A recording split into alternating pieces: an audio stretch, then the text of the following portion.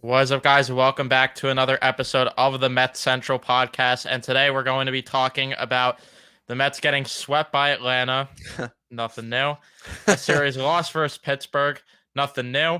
And we're going to talk about the fact that they play the Yankees next. I like how the MLB tried to give us a little bit of a breather here by throwing Right, Pittsburgh between Atlanta and the Yankees. But right. Like they're doing us a favor somehow. yeah, but that was no favor. That was no No. favor. The Mets just continue to be in a downward spiral, and it feels like things just keep getting worse and worse. And I honestly don't even know if they complete the month of June with more than 6 wins. I don't know. Dude, it's just fucking embarrassing. It's actually getting to the point where it's just impossible to watch. I just want to stop fucking watching because my mind is just it's spinning constantly watching this team play. It's just so aggravating. Yeah, that's why I didn't do post games for the past two games. Although I guess I shouldn't do post games anymore because they seem to do better when I don't do them. I know they lost yesterday, but still the 5-1 win, losing streak ended, and I couldn't do a post game. Well, I guess I could have, but I didn't watch enough of the game. And it's just like I can't even bother turning on No. Met games, and I'm supposed to be going tomorrow. Someone please Oh, buy my dude. tickets and save me, please. Yeah, I bought these like a month in advance. Oh And God. instead Oh of God. it being like, now it's just a mid off. That's what this It's game is. No Alonso, just a no mid Judge. off. That's just all New York sports is right now, dude. It's just one giant mid off. I think that's. I mean, is there an argument that the Jets might end up being the most successful New York team? Is that not crazy? There's like a Is real world where that could happen. Did you see the stat that somebody posted the other day? The average exit velocity off the bat in the MLB. Or no, it was the most 100-mile-an-hour. Um, shit, whatever it was. I don't know what it was. The Mets were almost dead last in balls hit over 100 miles an hour. I'm gonna go on Twitter and pull it up right now. Dude, I could not believe my eyes how bad the Mets were, and the Atlanta Braves had 100. The second closest person was like 60. Um, MLB 100. Yeah, that does. Raise your hand if that surprises you. All Right, right, put your seriously. hand down because you're lying. Right. Shit. Where is it? I gotta find it. I'll I'm I'll gonna. find this stat. But the Yeah, Mets were I'm almost looking. dead last in it. It was they just had the softest bats. That does not surprise me. It I gotta doesn't at like all. start archiving these tweets. Yeah, no, it's just bad. It's awful. It's sad. It's just there's just no winning with this team. We can't even do the micro stats right now, right? We can't be like, well, at least here's this upside. We're hitting the ball hard. We're not even really doing that. Like we're not even God, man. Nope. Nope. And if you do want to go into, I mean, this is probably going to be like last episode where it's more of a stats podcast versus Right. us actually talking about the fact that they got swept and everything like that. But I mean, Yeah. you can't hang your hat on a single thing. You can't, No. except for Francisco Alvarez. You really Yeah, can't. that's true. Lindor has just completely forgotten even how to play defense. Mhm. That play with Andrew McCutcheon at second base, Stop. Just God, please spare my memory, please. that costly error in the first game. Um, hey, at least Kodai Senga figured out how to pitch a good game on the road. If nothing else, we got that. Yeah, If nothing else. Well, actually, there was nothing else, so we got that. yeah, and I guess it's cool that the DFA Steven Nagosick and Tommy Hunter Yay. only to replace them with Josh Walker and John Curtis, who has a 6.5 ERA in AAA. He'll fit right in, honestly. Oh, here's a fun stat. Ninth inning pitching strikeouts this season. 1, 2, 3, 4, 5. Tied for sixth worst in the MLB is the New York Mets with 50. What's that? Was that? Most pitching strikeouts in the ninth inning. It's all from Codify Baseball. Yeah. This bullpen sucks. Everything's it's just so bad. Could you name any good relievers in the bullpen outside of Robertson? Because I was trying to figure it out. I can't. I can't do it. I was trying to be an Adam Ottavino guy just because just to give him a little bit of love. Like my God, man, it's just nobody's good. Nobody's good. They just, I'm getting frustrated already. I tried to be a Brooks Raley guy, and like he's putting And up he had a good start. sure, and he's putting up the numbers, but then when you look at the underlying numbers, it kind of tells you that he's kind of fake good right now. His stats are better than they Yes. should be. His expected ERA is pretty much 1 point higher than his actual ERA. His FIP is absurdly higher than his actual ERA. His FIP is at a What's his FIP? 4.26 with his expected FIP at a 4.42. Oh my God. Okay. So, yeah, it's not even like you could be like, oh, okay, his numbers look good. No, the underlying numbers tell you that he's not really performing the best here. So I didn't find the stat, but I found a stat. Slugging percentage in the first inning. The Mets are dead last. They're dead last by 91 points. Do you want to guess what their slugging percentage in the first inning of baseball games are?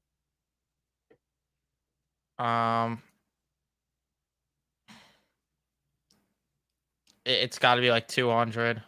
237. Yeah. The second worst team is Miami at 328.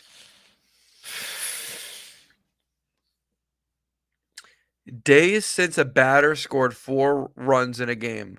The Mets, the third longest, 1,004 days. Yeah, just pain lane right now, dude. it's funny that you mentioned the first inning thing because it was Saturday or Sunday? I couldn't help but laugh my ass off at the fact that I think the game started at 4:10. I turn on my TV at like 4:12 and the Mets were already they were already on the field. Like Yeah. And I was like, Yeah. wait, is this a home game? And they're just playing in PNC because how the fuck Yeah. does that happen that quick? That fast. We'll just do you want to keep ripping off codified baseball stats? Just Yeah, while keep going. while we're just in agony. The Mets have games this season. They were losing after 3 innings. The Mets, the highest, 32. 99-mile-an-hour pitches thrown so far this season. 4th last, the New York Mets, 4. This is what I was looking for. With Pete Alonso and Lindor and all these guys, batted balls with exit velocities of 110 miles an hour plus. Right in the middle of the pack, the New York Mets with 28. Second place, the Los Angeles Angels with 46. In first place with 92, double second place, the Atlanta Braves. And what do the Atlanta Braves do a lot of? Winning baseball games. So it's almost like hitting the ball hard is like winning guys games. It's almost like we should have guys hitting the ball hard that we pay tens of millions of dollars to do is hit the ball hard. We can't even do that right now. Isn't Tommy Pham also like Tommy Pham has to be carrying that stat too? Because he's him hitting and the ball Alonso. hard. Him and Alonso. Just I don't know. I can't even figure out a stat to tell anyone that can make them feel comforted about this team because there's nothing. There's nothing at all. Daniel Vogelback's not playing anymore even. When's he gonna get DFA'd? What are we gonna do with him? Like, why is he even in the league if he's not playing? Yeah. Probably just because of the fact that Billy Epler gave up a solid reliever for him and he wants to save himself. Just like with Darren Ruff, he tried to hold out hope there, but didn't work. And now JD Davis is probably going to make the All-Star game. Yep. I mean, it's just by the way, also goes. the Mets traded 3 prospects with Davis for Darren Ruff. Yep. Don't forget that. Cannot. Here's actually a good stat. The most comeback wins in the MLB this year. Tied for third place, the New York Mets with 18. Baltimore's in first with 20. So at least they come back every now and again. No quit in New York. No quit in New York. Just sometimes. Occasional quit in New York. Quitting when it Occasional matters. quit in New York. Quitting when it matters. Occasional quit in New York. That's funny.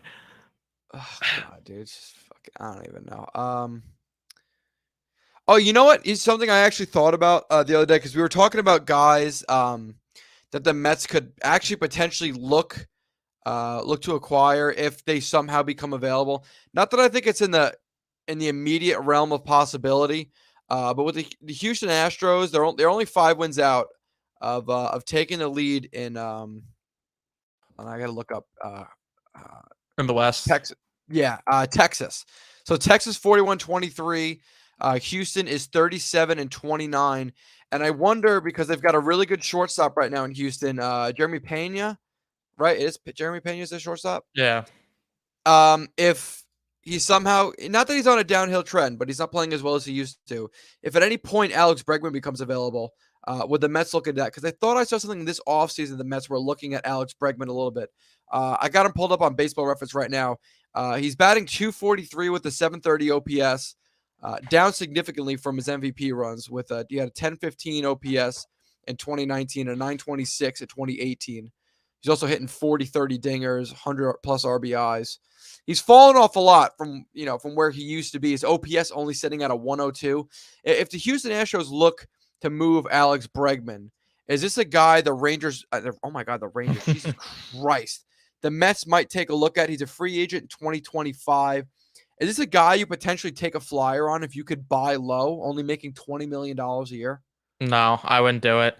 This team No. needs to get younger, and they need to play Brett Beatty. I agree with that. But do you think maybe Brett Beatty pushing him back out to left field? Do you think bringing Alex Bregman, I don't think it's a reclamation project because he's still a really good player. Like a 730 OPS on the Mets, I think would be probably top 4 on our team, probably top 2 on our team right now. You don't think that would at least have them consider to push Beatty to the outfield, especially because I don't think Alex Bregman would cost very much to acquire right now. I wouldn't do it because one, you have. I would rather Brett Beatty play, and I want him to learn third base because you already have Ronnie Mauricio right now, who might be learning the outfield to play there, or Jeff McNeil might move to the outfield, so Mauricio could play second. You have Vientos who plays third, first base, DH. So it's like, I would just rather them get younger. I don't know if Bregman's the guy that they should get because realistically, what's it gonna matter? He's gonna come here, and then within a year or two, we're gonna end up with a Marcana situation, Starling Marte situation. Exactly right. No, I agree with that 100%. I was actually just going through today and looking at some random stats from players that I used to think were superstars and I guess aren't anymore. There are a lot of guys that have fallen very far in the past 2 years, like MVP candidates that are just kind of mid players right now. Alex Bregman being one of them. Although, again, I don't know how you call a 730 OPS player mid, but, Yeah. Wait, you said it's a 730 OPS? Yeah, 730. Okay, he would be 5th on the Mets. That is freaking crazy. Who's in 5th now that would move down? Marcana. Yeah, there you go. Because ahead is Nimmo, Alonso, Pham, and Alvarez. What's Pham's OPS? His is 817. Wow, that's actually that's kind of good. Yeah, Pham's actually not doing bad somehow. He's picked it up as of late. Like, you got to give him credit for one thing. He's playing much better as of late. Potential chip they could sell. If we end up selling, I think we need to talk about selling at the deadline. I totally agree. I would rather them sell. And what were you saying? No, go ahead, because I had a side thought. Finish what you were saying first. So did I. So continue. Just go with what you were saying. I was just looking back at guys that were traded swap teams in the offseason. A guy I wonder, and he's playing like shit right now, so maybe it's another dodge bullet, but a guy that was available this offseason, the Mets just for some reason didn't look at, was Jose Abreu. We're talking about needing a DH this year, and Jose Abreu had 824 OPS last year. This year he's playing like garbage, a 564 OPS. But you wonder, like, because we talked about it last video too, I was just thinking about what we were talking about the other day. Like, this guy was available, and we just didn't even entertain the idea, it felt like. Nope, they didn't really with him. JD Martinez, which is who I wanted, and of course he's having an all-star caliber year and will probably start as the DH for the National League. Why Yeah, wouldn't he? Why not? yeah, and it's not like that's the guy that should have got the deadline to the Darren Ruff or anything. But No, you got to get Darren Ruff. Yeah, you gotta get yourself an older version of the player that you already had, plus give up prospects to get that older version of the player. Right. That's what 100%. It's not like Darren Ruff's grow on trees, you know? Yeah, no, not at all. But he mashes lefties apparently. So yeah, and then they go out and sign freaking Luke Voigt today. Yeah, come on. You wouldn't sign a guy that like, let's look at some Luke Voigt stats. To me, you know what that reeks of? Reeks of Mark Vientos getting sent down. Oh yeah, I mean that's exactly what it is. Yeah. Great idea. Great idea. I love it. I love it. Yeah, and let's also pitch hit Luis Guillorme, who's only known for his glove, for Mark Vientos. 100%. In a game we're trying to win. No, listen, Luke Voigt, dude, he's got a 548 OPS and a 53 OPS plus. You're telling me right now this guy's not the solution? Are you out of your mind? This is the guy. This is the guy. He led the league in home runs in 2020. Do not hate. Hey, listen, and that's all that matters. That is all that matters. I'm telling you, this guy's going to be a stud.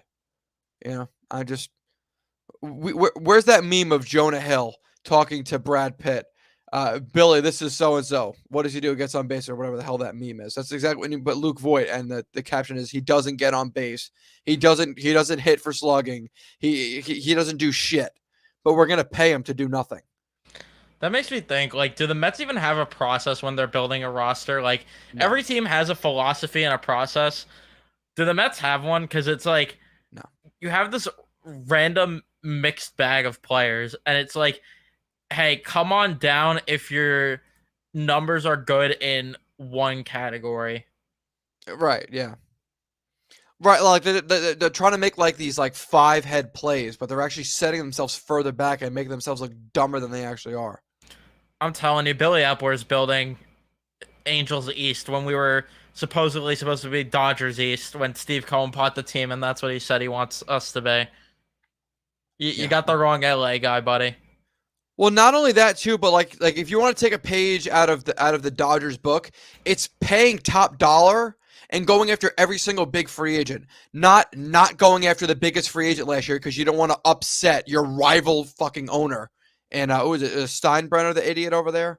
Yeah. Whoever it is, I'm like seething right now. I can't even think of the idiot's name. Like, oh, I don't want to piss off my rival owner by giving an offer to arguably the best hitter in baseball, one of the greatest hitting seasons in baseball ever by Aaron Judge last year. And I'm not going to make him an offer because I don't want to piss off my rival owner.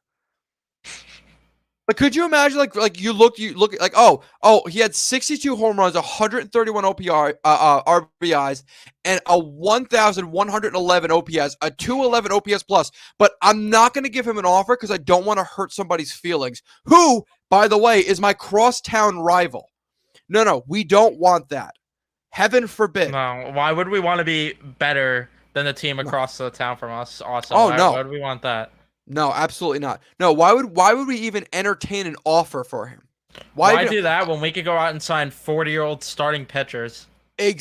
Right, exactly. Oh no, speaking of pitchers that were available, that if you really want to be the Dodgers and you want to pay top dollar for top players, how about a great pitcher last season that became a free agent? And then as you dicked around and didn't want to piss off the other team's owner, you went ahead and let them pick up arguably the best pitcher on the free agent market last season. And I go, oh, he's there? Let's see. Do I want him? Well, no, I don't know. We'll just let him go to the freaking Yankees like everyone else. Now his name slipped my mind because I'm getting Carlos Rodon. Carlos Rodon. Thank you very much. Carlos Rodon. Yeah, we'll let him go there because, why would we want to compete and get the best players available, which is your job to get the best player available. I know Rodon is still hurt and he's not playing, but still, this is like a guy that was a Cy Young candidate for 2 years in a row. And you're just like not even entertaining the idea of maybe going after him, sending an offer at least. Am I missing something? Like this is not what the Dodgers do. I don't think there's been a free agent in MLB history, at least in the past 10 years, the Dodgers didn't make an offer to. I swear by that. They're in on everybody. They are in on, even when Bryce Harper was a free agent, all you heard was, oh, the LA Dodgers and Bryce Harper. They go after everybody. We don't. They were in on Judge, I'm pretty sure, also this offseason. Of course they were, dude. They probably offered Judge more money too, I bet. Yeah. It's frustrating. It's just I'm getting myself worked up. I'm trying not to. Because I really don't want this to end up. I don't want us to be known as the guys that just like are doom and gloom with the Mets. But what else is there to talk about? They're mid at everything. They have mid off seasons, mid regular seasons, mid playoffs. They are just the mids, not the Mets. The mids. Meet the mids. I said this for the longest time. Billy Epler is a Steve Cohen pocket merchant, and even then, he cannot even spend the money right. Like, you have the richest owner in the sport, and you cannot even put together a good enough roster. Yeah. It's the Angels all over again. You got a garbage bullpen. You got these random depth players that, maybe there's something. No. And there's literally nothing. Oh, and don't forget overpriced 35-plus-year-old players. Yeah. So there's that too, which is just great, which is fun and exciting. It's just so bad. Yeah, the only time they opened their checkbook for a young superstar was Francisco Lindor. Yeah, that's about it. And what can anyone tell me what Lindor has done in his Mets tenure? He had a good season last year, but this year he just did not follow it up. The 216 batting average is disgusting. Even then, I'm sorry. I cannot. I know I'm gonna get shit and hate for this because I know that people love Lindor, but I cannot take the fact that this guy's making $341 million, and even with a good year last year, he's not in the MVP conversation. I want give me a guy like Bryce freaking Harper, give me a guy like Mookie Betts, a guy like that. Go give me those type of guys that you're gonna spend $300 million on. That's in the MVP conversation every year, that fans are booing every time that guy steps up to the plate at visiting ballparks. Give me that type of guy.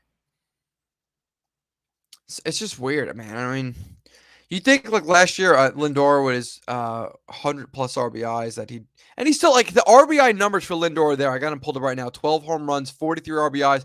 The RBIs are still there.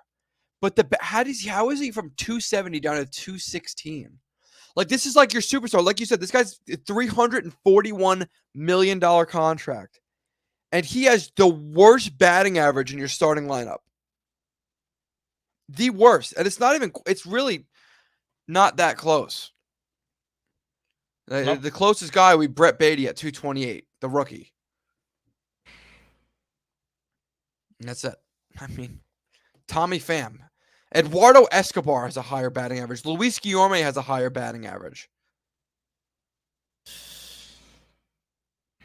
Yeah, Lindor's playing every day too. Every single day. What's the what do we have ahead of us? Who's our back-to-back for the Yankees? Who's our pitchers? It's Scherzer, Verlander. That's the order. Scherzer, Verlander. Yep. So first inning home run for game one against, and a first inning base clearing 3-run double when Verlander starts. Got it. Just want to make sure I'm getting it right. Yep. Oh, don't worry. We get to play against the Cardinals in a 3-game series right after that. So we can look at another player that we did not aggressively pursue in Nolan Arenado for some reason. Another guy we just kind of let skate by when he was openly available out of Colorado. Arguably one of the greatest third basemen of all time. I don't think there's has there been a season Arenado has been in the league where he hasn't won a Gold Glove? Probably not. He's won the He was Gold winning Glove platinum every single. gloves. Yeah, he's won the Gold Glove every single year he's been in the league. He's Really? been yes, every single his rookie year, every Wow. single year he's been in the league, he's won the Gold Glove. He was third in MVP voting last year. He's been top 5 in MVP voting 1, 2, 3, 4 times. He's been top 10 1, 2, 3, 4, 5, 6 times. But no, if he becomes available, do not pursue. And St. Louis hardly give up a damn thing for him. As a matter of fact, Colorado paid part of his freaking salary. Like, how is this not a guy you're not all over? Yeah. No, he's only had 3 seasons with over 130 RBIs. He's only had, let's see, he's only had in his career 2 seasons in his career where he hasn't had over an 800 OPS. He's only had he's had 1, 2, 3, 4. He's had 4 years with over a 900 OPS. Like, no, but let's not go after this guy. No. We need the Marcanas and the Eduardo Escobars of the world before we go after friggin' Nolan Arenado. Just making sure that we get this right. Let's go look here. Nolan Arenado trade. But let's see what they give up for him. I'm pretty sure the top player they gave up was Gomber or whatever the guy's name is, right? That's like Austin Gomber, Mateo Gil, Elarus Montero, Tony Lacey, and Jake Summers. Okay. The Rockies traded Nolan Arenado and $51 million. $51 million. Even if that was a quarter of his contract, $51 million. They paid a team, okay, to take the best third baseman in baseball at the time. And we weren't even like pondering this. Hold the bus for a second. I can make this even better. What's the date of that trade? The date of that trade is... I need to know what offseason it is before I say this. 2021. February 2nd, 2021. Okay. Never mind, because I was going to say that... well, even then, like, we could still make some arguments here. Number one, they traded... the Mets traded more for Robinson Cano and Edwin Diaz than the Cardinals did for Nolan Arenado. The Mets also traded more for Francisco Lindor than the Cardinals did for Nolan Arenado. But are you surprised though? Like, cause I'm more angry at myself that I'm sitting here and I'm not surprised than anything else in the world. Here, you want to hear the retrospective grades on the trades on that trade? St. Louis Cardinals, A. Colorado Rockies, F. This is a quote from Fansided, an article published by Kevin Henry 4 months ago. This is the quote. So far, only Gomber and Montero have made their way to the big league diamond. And Gomber's combined 94 ERA plus in 56 games is lower than it was during his time in St. Louis, 107 in 43 games. And there's really not even much of a mention of anyone else that was a part of that trade. The fucking Summers guy didn't even pitch last season. The guy Gill is no longer in the organization because he was taken by the Mets in the Rule 5 draft.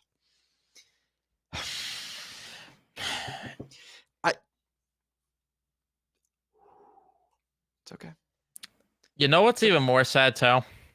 What's that? There's a legitimate argument that the Mets gave up more for Joey Lucchese than the Cardinals did for Nolan Arenado, because they gave up a good catching prospect that's doing pretty good in AAA right now for the Pittsburgh Pirates. Who is it? Andy Rodriguez. Yeah, but it's probably good that we don't pursue good players. At least I think we should just stay low key, be mid. Wardy's in here. What up, Wardy? Wardy's in here. Let's go, Wardy. Wardy. Welcome to the Anger Fest. I'm sure you're gonna have an Anger Fest too. What time's your podcast? 8:30, I think I saw, right? Yeah, 8:30. I'm sure it's gonna be similar. We're so down in the dumps right now.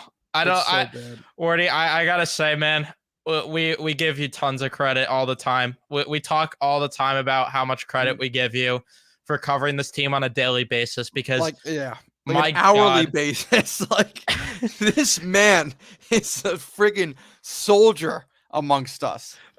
we're not worthy. Like, we have to pity watch games. This man watches every game, every transaction, and soldiers through it. We just talk once a week to keep our sanity. So we're like, because misery loves company. So we just do it once a week. This guy is on an hourly grind of just chaos. Yeah, he pulled his car over for a Luke Voigt video today. Like, the man is committed. Shout out to Wardy for popping by. But what were we talking about? How the Mets gave up more for Joey Lucchesi than the Cardinals gave up for Nolan Arenado. Yeah. Isn't that fun? Yeah, isn't that great? Isn't that great? I hate to be that guy, but and I don't like that I was right about being negative. But it's the truth, man. Yeah. It's just the sad truth that like I was right about Billy Epler. Like, the guy's just around for Shohei Ohtani. Seriously. And he might that might not even be in the cards, dude. I said this the other day because my friend's like, no, we're going to get Ohtani.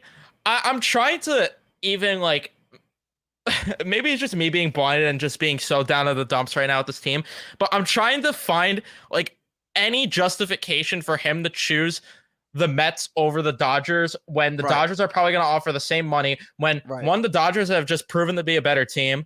Two, he can stay somewhat local to where he already has been for the past few years.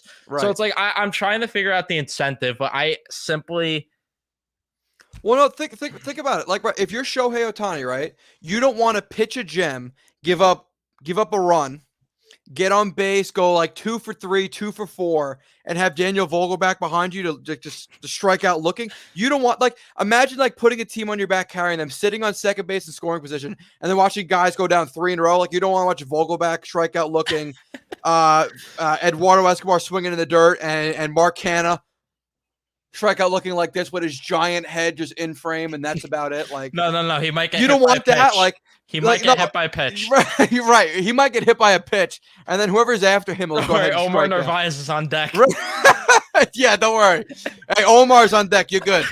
Shohei, stay on base. You're good. Because we got to play Omar Narvaez over the best, the guy who's becoming the best catcher in baseball, and the guy that was the top prospect in baseball. That's what we got to do. Right.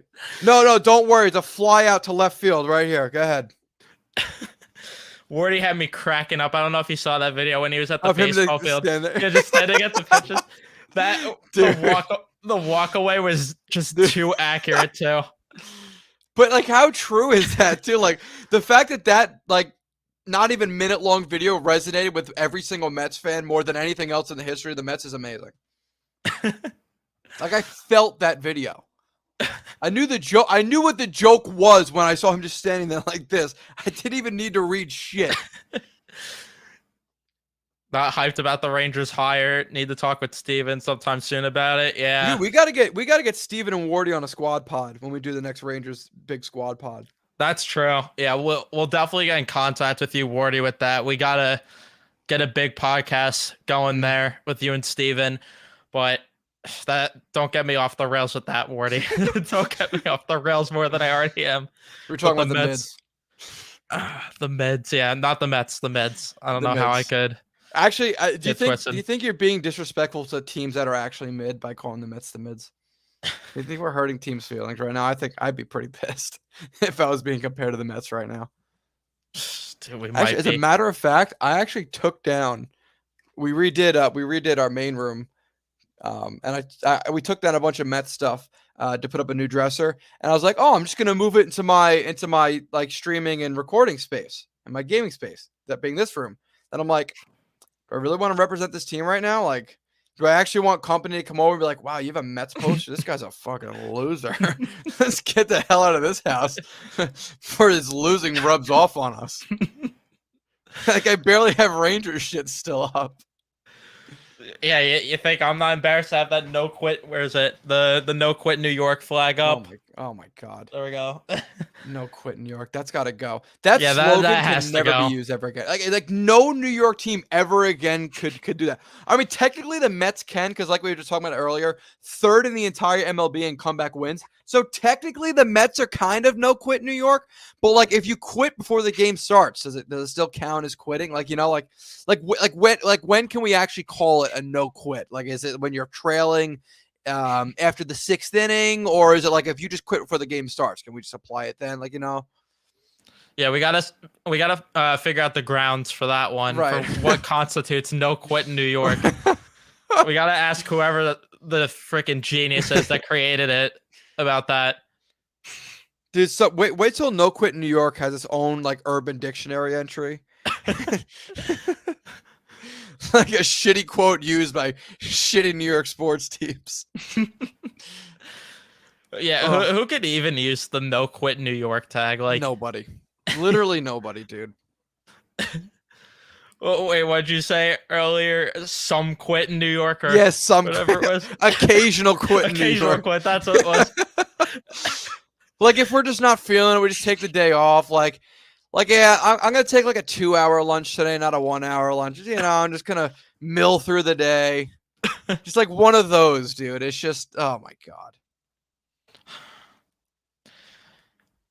Dude, hold on. Torture. So how about the Rangers, right? Just not to get too off track, but talk to Rangers for a second. The Rangers shaving their heads today in honor of every Mets fan or Rangers fan that watched the Rangers get absolutely bounced by the Devils and are now watching the Mets get killed. And by them shaving their heads, it's so they could empathize with all the fans that are pulling their hair out watching both of the freaking teams play. I'm convinced that's what it is.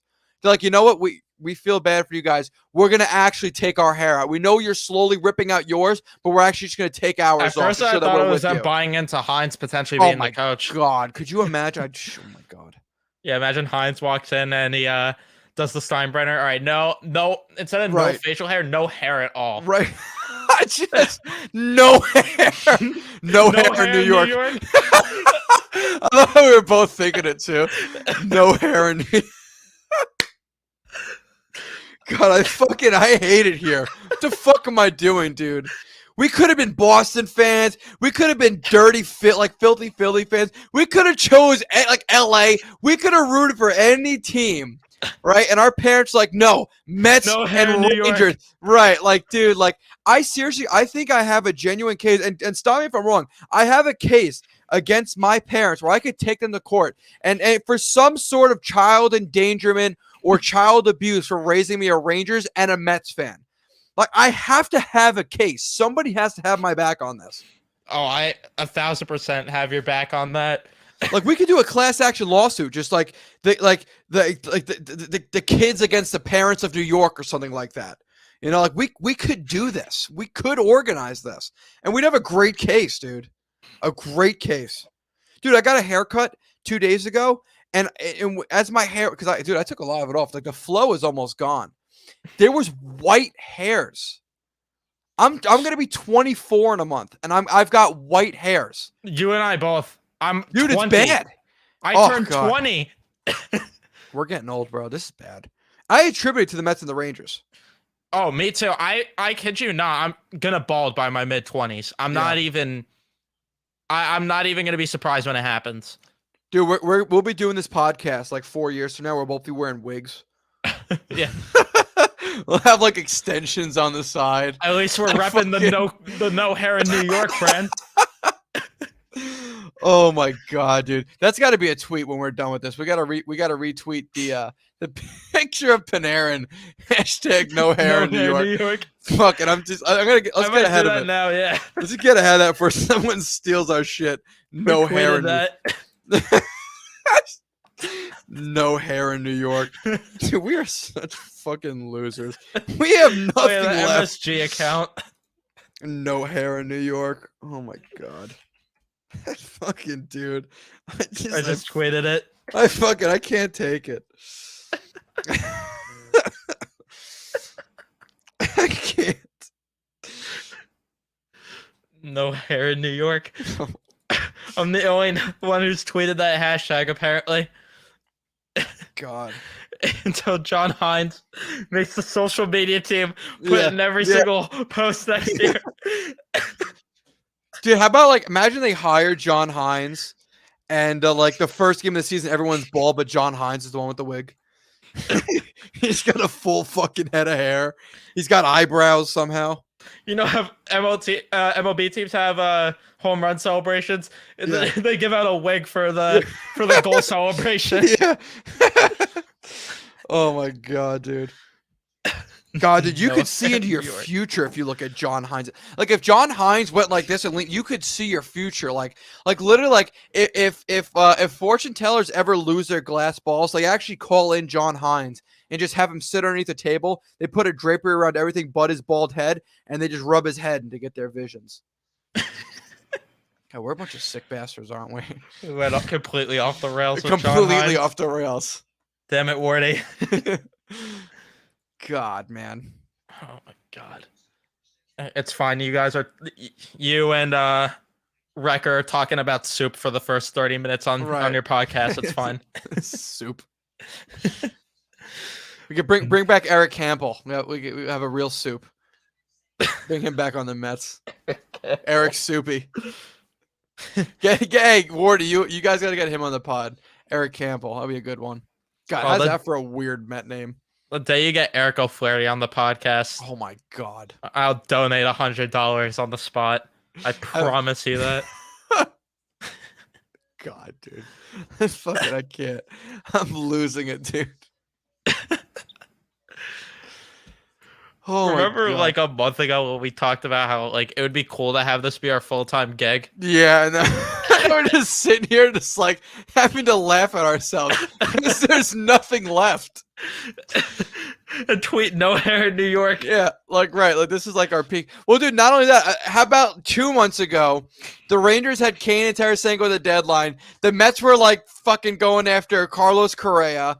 Like this is like the big thing. Like, oh my god, both teams are going to be great, and both teams are worse than they were before. You know what we need to do for a good laugh? We need to go back and watch Ice Cold Takes when we were on it. When we thought they signed Correa. Yep. When the Rangers made all those moves. We gotta rewatch that episode and just laugh at ourselves. Seriously. Like a literal Ice Cold Takes episode is looking back on our old takes that are now ice freaking cold. They're beyond ice cold. Oh, they're freezing. It's absolute like you know how like absolute zero is the lowest temperature. Like, yeah, it's like Winnipeg. It's like there's absolute zero. There's Winnipeg, and there's us, just all the way down there. Joey needs to rename it the Winnipeg Cold Takes podcast. It's just Winnipeg Takes. Oh my god, we're gonna get canceled in Winnipeg. We'll never be able to show our faces in Canada. But like then again, who's also going to Winnipeg? No, I'm never going to Winnipeg. We got a giant target on our back in Winnipeg. Oh, dude, we would not make it. We would not make it. I already feel like I have a target on my back in New Jersey. I don't need to go to Winnipeg. I've trashed Winnipeg more than New Jersey. How do you even get to Winnipeg? Not like now that we're completely off the rails. How do you even get to Winnipeg? There's not like a direct flight you could take.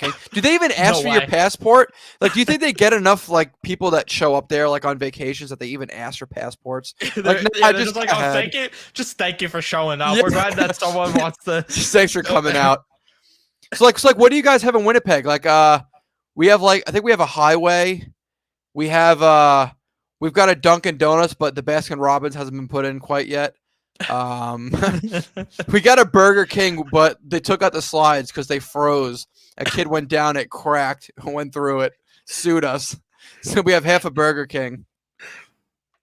Oh my god. We can't step foot in Winnipeg. No, we're done.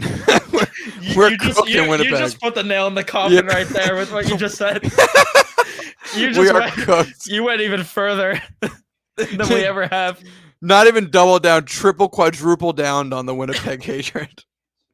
Not even hatred. It's just like tongue in cheek, just kind of not shitting on him, not dunking on him, but like teasing him a little bit.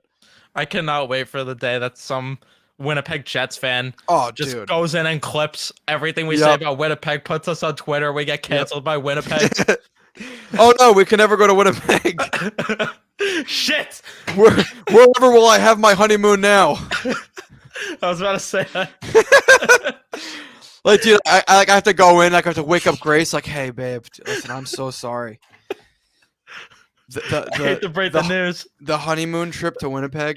It's not happening. We can't go. No, you son of a bitch! Give me back the ring. It's not happening. I bought a North Face just for the occasion. I bought a North Face. I'm never gonna get to wear these Uggs. My insulated jacket gone, useless. I bought all these fucking beanies for what? Gloves. I'm never gonna get to wear these gloves. What am I gonna do? Oh my god! Do? Wipe my ass with the scarf. This thermos, useless! I can't drink hot soup anywhere! Oh my god. This is just such a fuck. This is so off the rails, dude. It's not even freaking funny. This is just so bad.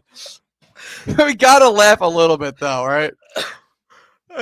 Oh my god. Like 15 minutes of Mets, 30 minutes of dunking on Winnipeg.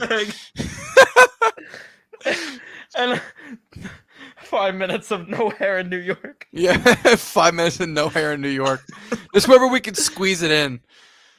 God, dude. Like, but you know what the payback for all this is going to be? Like how like our karma is going to be. We're both going to go bald and have jobs that get transferred to Winnipeg, and that's just how we're going to live out our 40s and 50s. Yeah, we get denied for our jobs because there's a business trip to Winnipeg we have to take, but we're banned. Like, yeah, you guys are actually barred from Winnipeg. Dude, you know what would be actually really funny if we ever somehow find enough money in trouble? Never mind, they pay you to go to Winnipeg. Never mind. But if we're like a week-long like stream in Winnipeg, just go around there, like have to like live in Winnipeg for a week. It's gonna be so funny. We're gonna be dressed like Luke Skywalker in Empire Strikes Back. Right. Like you just see Han Solo just carving tauntauns, just stuffing people inside. And then everyone around us is gonna be walking around with shorts and a t-shirt. Like, look at these fucking guys. It's -40 today. You're not in shorts and a tank top? We're going to the fucking beach. Get all of these fucking losers. Yeah. Look at these guys. Get out of here. What are you? Get the fuck out of here. Could you imagine that, though, dude? Like, oh my god, man. That'd actually be kind of fun. Like a week in Winnipeg. Dude, I'm sure Pierre-Luc Dubois would want to hang out, although he might just take us out of province. No, Pierre-Luc Dubois is he's gonna ask to be in one of our bags on the flight back. Right. No, like we get in a car, like, hey guys, make a detour to Montreal though quickly. He's like, hey, I know this sick nightclub. It's a little far away, but here, hop in the car. I'll take you guys there. We end up in Montreal. What the fuck? We're in Winnipeg. Everyone's speaking French or You're like, no, guys, you'll love it here. I swear. I took a discount to come here. I'm taking 10.5 sheets against 11.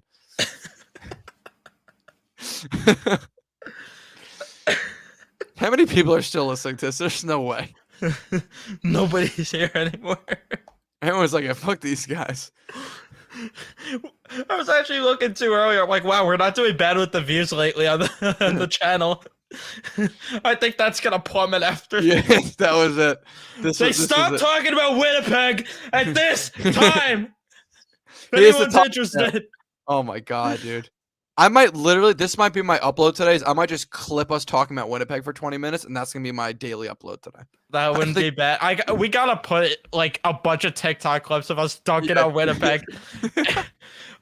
That's how we'll get canceled by Winnipeg. Yeah, that's our ticket. Oh that's our ticket. I'm sure the people that live in Winnipeg are super nice too. I'm not making fun of you guys. Just the place you live is just, at least from the outside looking in, it's a very bizarre, like tough place. Like from someone like coming from Long Island now living in Charlotte, I don't know how I'd make it in Winnipeg. Like Charlotte is friggin' boring. I couldn't imagine being in a place where it's snowing 11 months and 30 days a year. Like a couple, like the occasional day without snow. I can't wait for Jesse Pollock to be the one to find us dunking on Winnipeg. Or somebody, dude, like Blake Wheeler. It's not that bad. The wheel deal. Yeah, how much did he get paid to say that, Blake Wheeler? All 8.5 sheets? Right. Like, I don't know, you're 36 years old making $8.5 million. You're a quarter of the player it used to be. Yeah, I'd be pretty nice to the people that are paying me too. I'm not gonna sit here and lie to you. I'll be honest. Pay me $8.5 million. I'll say whatever you want. I'll move to Winnipeg. It's gonna be great the day the MLB adds a team in Winnipeg. Oh my God, could you imagine? Hey, though, seriously though, I just to get back onto baseball like I don't mean to deviate from what we're all about here. Yeah. But just to talk about the MLB for a second, totally off the rails. Fucking the Toronto Blue Jays are 37-30, right? So they're 37-30. They're 10.5 games behind Tampa. If they were in our division, they would be tied with Miami. Well, actually, they would be technically half a game behind Miami, and they'd be 6 games ahead of the Mets. I think there's actually something. Here we go. You timestamp it now. This is when we're back talking about baseball. The West in the MLB this year is like heads and tails above the East, and it's actually kind of crazy. Yeah. Like Tampa Bay is 48-20 with a run differential of plus 140. Texas is 41-23, a run differential of plus 149. All right. Wow. The Atlanta Braves have the highest run differential in the NL, and it's plus the sex number 69. Nice. Yes. Yeah, the sex number. The Mets are -23, which is somehow 10 points better than the or 10 points, 10 runs better than the Phillies. But like it, like I wish you could do. I wish there was a way that I could do run differential by league, because the AL is just absolutely like us against Winnipegging on the NL. It's actually insane how good the AL is compared to the NL. It's crazy. Although then you look at the AL Central and it's like, yeah, like that's like that might be the worst division in baseball. Fair play. I said this was gonna happen with the way the schedule is formatted now and all of that. I said going into the year that someone's gonna win that AL Central division. Yeah, going like 500. Yeah. And that's exactly what's happening. Format, because 100%. it is so ridiculous that a team like the Twins might make the playoffs, going 81-81. Like get out of here. Like you wonder if there's a possibility the MLB could go like a top 8 teams in each conference or I think league. They'd have to expand more. Right. But like why not do that and then just do your 9th and 10th seed? That'll be your wild card. Or you could do 9, 10, 10, 11, 12. That might be too much. Yeah, well, figure out a way to get like the top teams in the league, not just the division. And you could do it the old way the NHL did. I think the old NHL playoff format for me was my favorite one, whereas the top 8 teams made the playoffs in each conference. And if you were in the lead in your division, I think it pushed you up 2 spots. I think it pushed you up 2 spots. In the conference standings if you were ahead in your division. And I don't think that's a bad way of doing the playoffs, because when you run divisionally like this and you only offer, well, the MLB is up to 4 wild card spots now. That's changed, right? No, only 3. 3. Okay, 3 in each. Yeah, they still added it, and everyone was friggin' up in arms about that. So I don't know how you convince anyone to add 8. Plus, you'd probably have to shorten the season because 162 games for 8 teams in each league to make the conference is kind of silly. To me it's bizarre, right? So because the way it works, and correct me if I'm wrong, it's the divisional winners. Yep, the and 3 wild cards. So you have 6 in each league. So you have 12 teams in a 32 team league making the playoffs. So, like, yeah, it's a battle to get in there. But like you said, it's a 162-game season. Most of these teams are pretty much out of it by... Actually, you might be right. I think it actually is 4 wild card teams. I'm looking at the league right now. It says wild card. I only see 3 spots. I only see 3 spots in the NL and AL. Okay. Oh, yeah, because they add the extra wild card. Because, I don't know. I blanked for a second. Because, yeah, the worst of the divisional teams play in the wild card round. That's right. Right. So, like my big thing is, right, so like you have 12 teams making the playoffs out of 32 teams. So there you go. You're kind of gatekeeping the playoffs already, which is fine, because if you want the best competition, that's how you get the best competition. But by holding these other teams out, you're directly hurting how much money they can spend. So then you're hurting how much money they can spend, and they're going to get outbid by the teams that are commonly or often making the playoffs. Like there's more to making the playoffs than just making the playoffs, right? Like these teams, you want the poor teams to make money. You got to get them more games. And if you get them playoff games, meaningful games, you're going to get more attendance. The ticket prices go up. They make more money. They spend more money on free agents.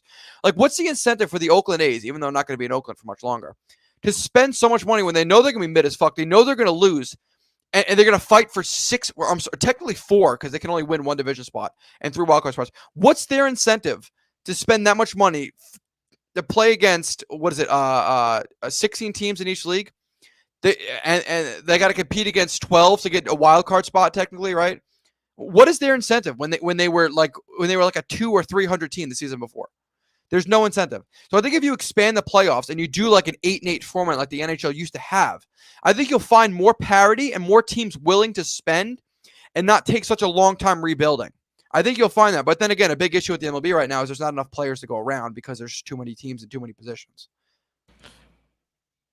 Yeah, and but then you also run into the opposite problem where if you did expand the playoff format, you have what is probably 2 little teams right making the playoffs, which means you expand the Winnipeg MLB. Right. But you know what though? But there's definitely a case that could be made there, because think about it. If you're the top team, you want the easiest matchup, right? Like, we're all human beings. We all want to take the path of least resistance. Whatever's going to get me to my win faster is what I want. So if you're the top team, would you rather play the 6th seed or the 8th seed? Don't think about matchups. Think strictly about record. Don't overthink this. Or do you want to play the 6th team or the 8th team? If you're saying the 6th team, there's something fucking wrong with you. If you want the path of least resistance, you're taking the worst team. So there's incentive for the teams that are on the bubble to vote for it, incentive for teams that are on the bottom to vote for it, and incentive for teams on the top to vote for it. As a matter of fact, I don't see an incentive to not further expand the MLB playoffs. But I would be curious to hear cases against it, aside from the fact that you want to gatekeep how many teams can make the playoffs. Aside from that, like, financially, I want someone to make it make sense for me why you would not want to expand the playoffs. Because it's more teams, more revenue for the league, it's more revenue for the team. So I would be curious what a case would be financially against it, because I don't see a world where it doesn't make sense. Yeah, I don't have a counter argument to that. I tried to think of one. I simply don't. And I agree. I think it would make more sense to do that too. Yeah. Mm-hmm. What? And I was one of the people that was against them even adding 1 team to the playoffs. But like, the more we talk about this, I feel like, yeah, it would be better if they did add another, and at the very least. Plus, I'm now very. Even if they didn't do 1 through 8, I was very interested by the proposed idea when they had the lockout. There was a proposed idea that, like, the top team, I think they were actually going to add 1 more wild card to each league, and the first seed would get the bye. So after the wild card, the number 1 seed would get to choose out of the wild card winners who they get to play. I believe it was something like that. So that's like when you draw on that pick your opponent mentality. So it's like, well, we picked them, we better beat them, to like, then the other team like, oh, you picked us, okay, now we're gonna try to kill you. You know what I'm saying? That could create some pretty nice rivalries. Like, imagine the Yankees get that spot and they got to pick. Do we want to play Boston or do we want to play like Detroit? And they pick Boston. You thought that rivalry was crazy before. Watch now when they literally picked you, like, we called you like, hey, we want the path of least resistance. We're picking you. Like, oh, you think we're an easy matchup? You. And then they go at it. I think that'd be awesome. Yeah. And the only problem is the fact that it would never happen because, again, why would we like fun? Like, I know we talk about how the MLB likes is more fun than the NHL, but they're not that much. They're not like planets above the NHL when it comes to how fun they are. And now with the rule changes the MLB made this year, is definitely making it more entertaining, right? Because I believe, scoring has got to be up, right? I mean, is this even like, is something we actually need to look up, or we could just go ahead and say scoring is up? I think we could just. I think it's safe to say scoring is up. It's up. Not having the shift, more hits, the bigger bases, the pitch. I think the pitch clock has been great. Because I can actually sit down and watch a baseball game and not like every 2 seconds be like, did they throw the pitch? Like, sit there and wait. Like it actually keeps fans engaged. There's less downtime between pitches. I'm a big fan of it. They've got to maybe polish up on the rules a bit. Like if the batter steps out, like they've got to make it a little bit more clear, I guess, the rules, or maybe there's still just an adjustment period we're going through. But the rules they've implemented so far, I'm a very, very big fan of. It's made baseball more entertaining. Obviously, for the Mets, you're looking for any little bit of entertainment you can get because we are just so bad right now. But it's made the sport more entertaining, and I'm sure their engagement is up. If at least a little bit from it was prior. I'd actually be most curious as to what vendor and in ballpark sales look like this season against last year, and if MLB stadiums are making less money as a result of shorter game times. That I'd be very curious about.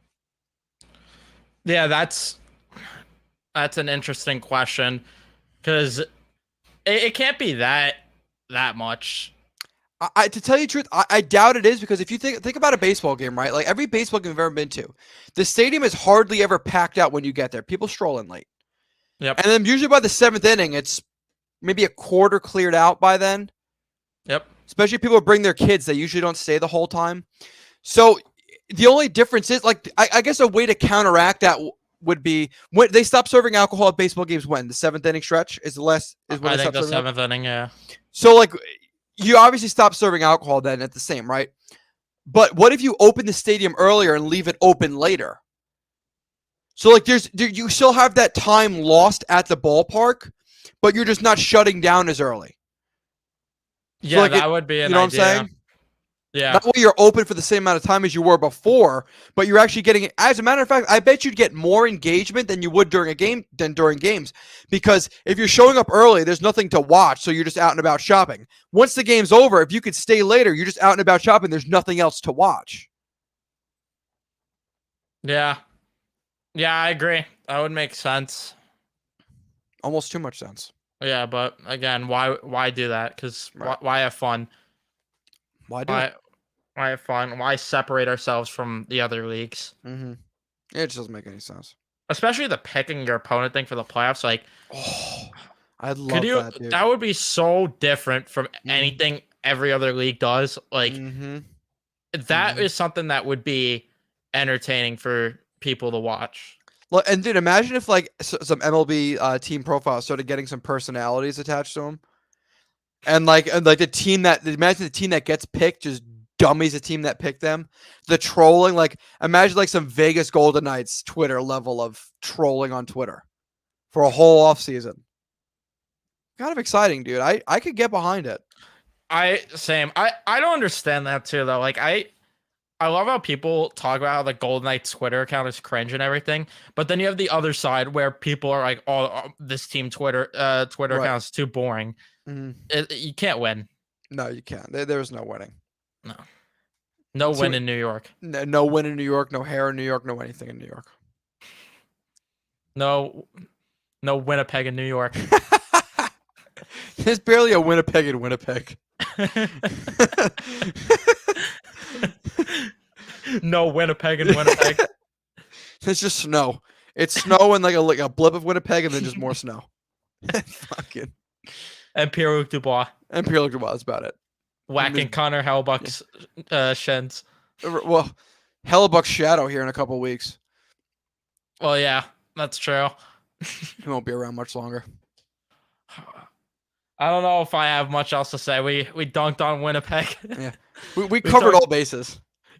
Yeah, we went off the rails completely. Oh God. I don't. Do you have anything else to add other than the fact that the Mets make us miserable, and now we get to deal with Yankee fans on Twitter the next 2 days bullying the fuck out of us? Oh God. Just stay tuned for more misery. That's about it. That's all we have left. And misery loves company. Yeah.